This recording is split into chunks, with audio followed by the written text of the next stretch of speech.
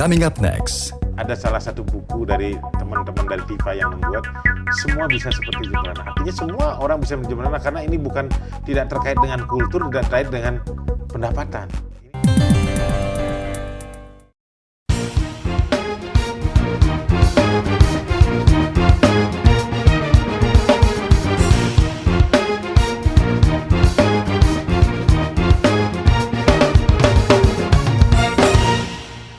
Pemirsa, selamat bertemu kembali bersama saya Peter Gonta di program Impact.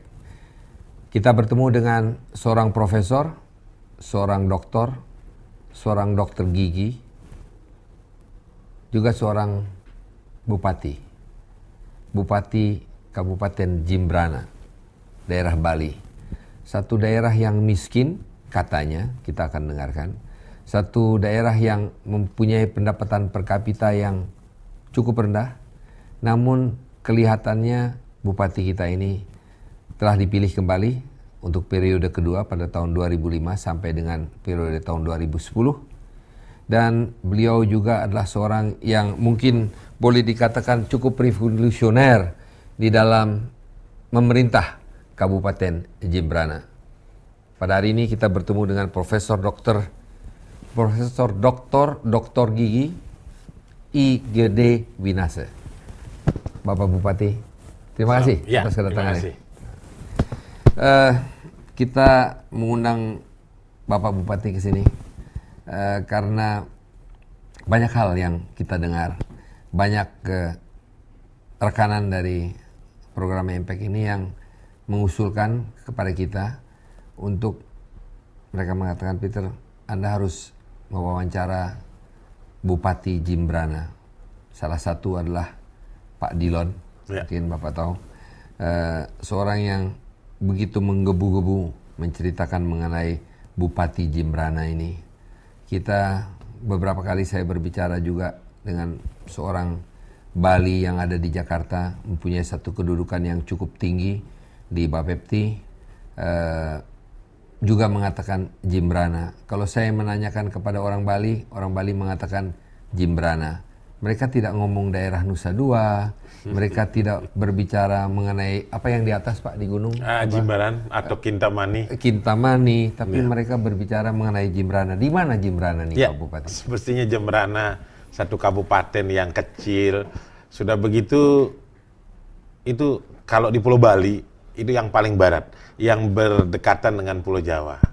Jadi dibatasi hanya selat dengan Pulau Jawa, dan kita ketahui di peta mungkin sulit untuk mencari Jembrana itu. Memang karena tidak pernah dikenal dan tidak terkenal. Jadi oleh karena itu mungkin kalau kita cerita Bali, bilang Jembrana ada di Bali, pasti pikirannya Jembrana adalah kabupaten yang kaya, banyak dolar, banyak yen, banyak euro kan gitu. Jadi padahal Jembrana adalah merupakan kabupaten yang miskin, dengan PAD yang sangat kecil, yang dulu waktu saya memulai pemerintahan itu hanya 2,5 miliar, dan sekarang kita sudah bisa mencapai 2,5 miliar apa? 2,5 miliar rupiah. Jadi untuk menjalankan pemerintahan itu kita cukup hanya 2,5 miliar. 2,5 miliar itu PAD, kita cerita PAD bukan APBD. Jadi PAD, dan malah saya tolong jelaskan PAD itu apa? Pendapatan asli daerah. Nah, jadi pendapatan asli daerah itu hanya 2,5 miliar, dan sekarang kita sudah bisa mencapai mendekati 15 miliar. Jadi ada kenaikan sampai 800%. Ini dalam jangka hampir 7 tahun ini. Dan biasanya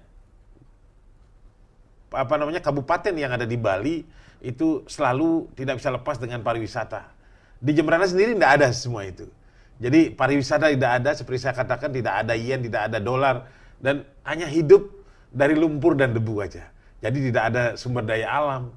Itulah yang ada di Jembrana. Tapi dengan kita mulai masuk Jembrana dengan berpikir yang tidak berpikir sebagai orang kaya, tapi berpikir sebagai orang miskin, memang benar-benar miskin. Jadi ceritanya orang miskin, kita punya 1 rupiah harus dimanfaatkan lebih banyak. Kalau ceritanya orang kaya, mungkin kita berpikir bagaimana menghabiskan duit gitu. Jadi biasanya banyak pemerintah daerah berpikir bagaimana caranya ngabisin duit gitu. Jadi inilah yang kita mulai di Jembrana ini. Jadi sehingga kita mulai dengan tentu konsep kita atau orang mengenal visi kita Jembrana tidak berpikir macam-macam. Hanya satu pikiran kita, hanya dua pikiran kita. Satu, bagaimana masyarakatnya sejahtera. Yang kedua, bagaimana masyarakatnya merasakan keadilan. Itu saja. Oleh karena itu kita coba menerjemahkan apa kesejahteraan itu. Bagaimana kita melihat menerjemahkan bagaimana keadilan itu. Bagaimana terjemahannya dalam kegiatan pemerintahan. Bagaimana implementasinya daripada kesejahteraan itu. Kita coba, kalau saya mengatakan kesejahteraan adalah kemampuan fisik dan kompetensi masyarakat untuk memenuhi sandang, pangan, dan papan. Itu sudah sejahtera. Artinya ada kesehatan, ada pendidikan, dan ada daya beli masyarakat. Baik. Mungkin sudah selesai nih wawancara kita. Belum. Karena semua sudah dikatakan dan sesuai memang ini yang kita ingin. Tapi begini Pak Bupati, sebelum kita masuk ke dalam pembicaraan yang mungkin lebih detail.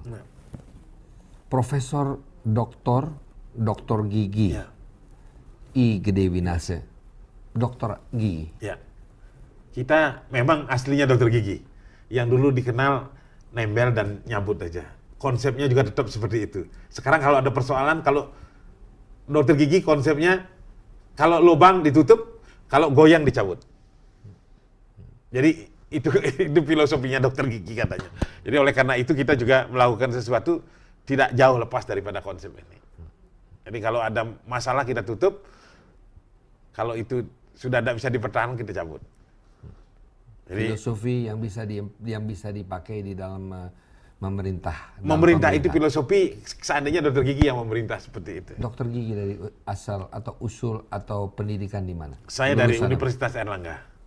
Jadi dokter gigi dari Universitas Airlangga yang dulu kita memang tidak pernah bercita-cita sebagai bupati. Dokter gigi menjadi bupati, tapi ya tentunya itu sesuatu yang bisa kita bicarakan nanti.